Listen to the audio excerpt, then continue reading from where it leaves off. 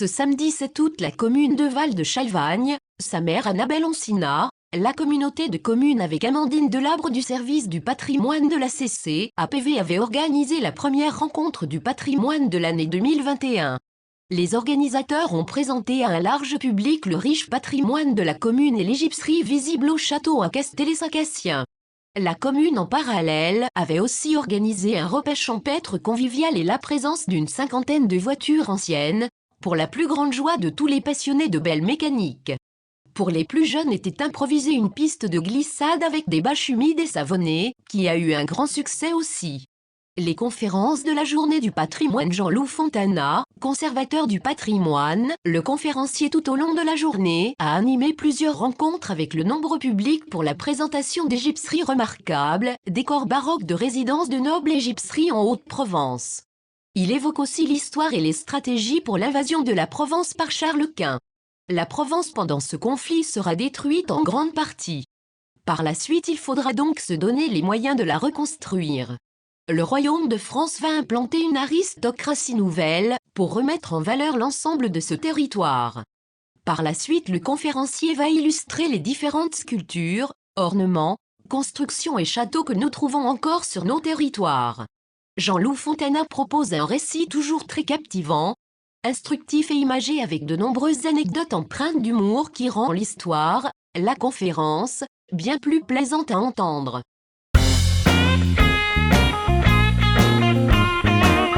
Qu'est-ce qu'on va faire? On va amener des gens nouveaux, c'est-à-dire des gens qui ont de l'énergie, qui n'ont pas des attaches, des traditions, des contraintes familiales ou autres locales. On va importer complètement de France une aristocratie nouvelle que l'on va implanter de manière quadrillée, complètement à couvrir tout le territoire provençal, à le remettre en valeur. La dévastation de la Provence, on mettra à peu près 3 générations pour s'en remettre, c'est-à-dire pour l'époque 75 ans, quand même, pour reconstituer notamment les oliveraies ou les vignes. Donc il y a un travail considérable à faire. Il y a des gens qui ont de l'argent, qui ont des ambitions, qui ont des compétences. On leur donne des territoires et on leur dit tu vas avoir le territoire de Castellet dans la Chalvagne, et bien on te fait Barquille de Castellet. On prend un monsieur qui s'appelle monsieur Glandevès.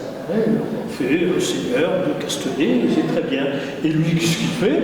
Il vient s'installer, il se fait construire un château. Enfin, c'est la moindre des choses quand même.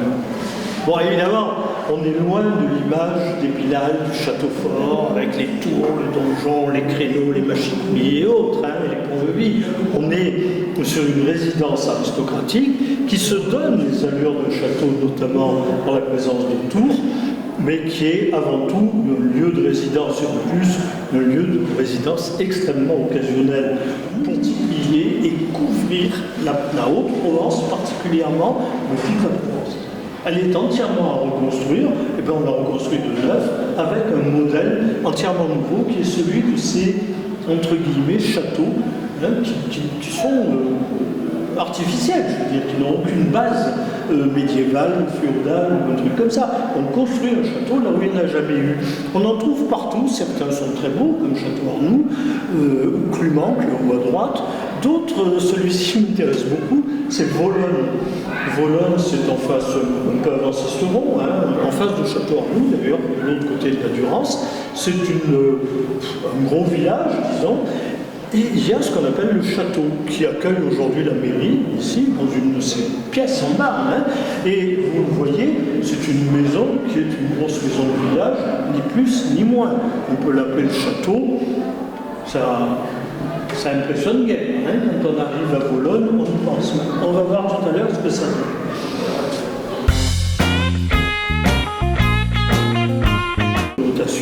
Ici, c'est une cheminée que nous ne pourrons probablement pas voir, qui représente la légende de Io.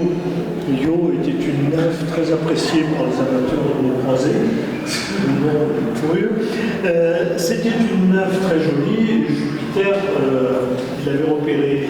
Et donc Jupiter faisait la cour, évidemment, mais il s'est fait coincer par son épouse Junon, qui n'aimait pas spécialement le rôle de propriétaire d'elle. Donc elle lui a dit qu'est-ce que tu es en train de fabriquer là? Et lui, instantanément, et Dieu sait faire ça très bien, il l'a transformé en vache. Donc Yo est devenu une charmante petite vache. C'est une charmante petite neuf, c'est devenu une charmante petite vache. On la voit ici. Et Junon dit à son époux, oh mais elle est jolie cette petite génisse, tu vas me la donner, elle me fera un animal de compagnie. Difficile de refuser à sa femme, hein. Donc il lui donne la vache, et Junon, qui n'est pas dupe, sait très bien que ça pourra marcher en sens inverse en cas de besoin. Donc elle va confier à un de ses plus fidèles amis, un certain Argos, le soin de garder la vache. Argos, il a une particularité amusante, lui aussi, c'est qu'au lieu d'avoir comme nous 2 yeux, il en a 100, 50 paires. J'ai autant vous dire qu'il a sur la tête, il y en a partout. Il est couvert de ses yeux. Et donc il voit tout, parce que quand il veut dormir, il ferme la moitié de ses yeux seulement, et le reste fonctionne très bien. Donc c'est un gardien parfait pour la vache. Et Jupiter, qui est un peu vexé, dit à Hermès, son fils, multiple fils, il dit tu vas aller charmer Argos avec ta flûte, tu vas l'endormir, quand il dort, tu coupes la tête, et moi je récupère ma vache.